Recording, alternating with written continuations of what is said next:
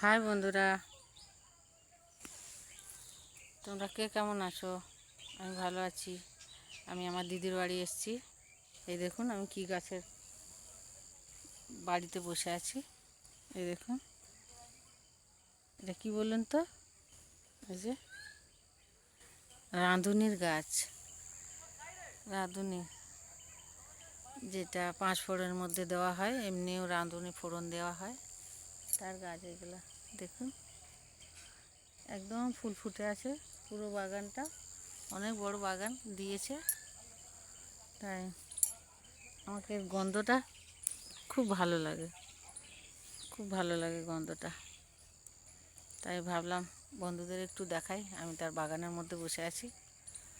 তো এই দেখুন বিরাট বড়, এই দেখুন বন্ধুরা, এই যে আমার দাদা দিদির ঘরে পুকুর, এই যে বাগান, এখানে এসছে। এটা আমার দিদির ছোট ননদ ফুল তুলতে। দেখ না, ওই দিকটা থাকবে তো বোধহয়, নিচের দিকে আছে সব ভালো ভালো ফুলগুলো, জানো তো। ফুল তুলতে এসছি, ঠাকুরের পুজো হবে। দেখুন অনেক বড় বাগান। দেখ দাঁড়া, ওই দিকটা আয় না, ওই দিকটা দেখুন, বিরাট বড় বাগান। এই যে এখানে ফুল সব পুকুরের পাড়ে পাড়ে লাগানো আছে। ঠাকুর পুজো হবে, ফুল কম পড়ে গেছে তাই তুলতে এসছি। একবার পড়লে বন্ধুরা সিধা পুকুরে। আমি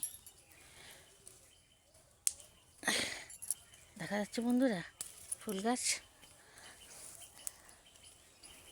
আমার জামাইবাবু ভীষণ শৌখিন, একদম সবসময় বাগান সাজিয়ে রাখেন। কিছু না কিছু, গত বছর দেখিয়েছিলাম এই বাড়িটাতে পুরো ওল দিয়েছিল, ওলগুলো বোধহয় খোলা হয়নি, তো এবছর দিয়েছে। এই যে ফুল টুল, তারপরে আর কি কি,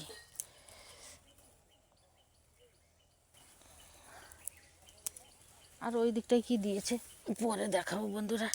এখানে আগে ফুলটা তুলে নিই, পুজো হবে। এই যে ফুল তুলেছে, এই মাঠের মধ্যে খালি পায়ে চলা যাচ্ছে না, পায়ে লাগছে। ওই নিচের দিকে দেখ না, আরো ভালো। নিচের দিকে, ভীষণ নিচের দিকে আছে পুকুরের। একটু হাত বাড়ি করে তুল না, তুলছু, এটা দেওয়া যাবে না, এটা এক ধারটা ছেড়ে দিলেই তো হবে।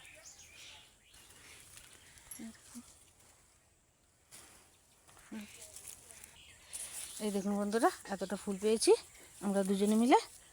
তো আমার ফুল তোলার ভিডিওটা কেমন লাগলো কমেন্ট করে বলবেন।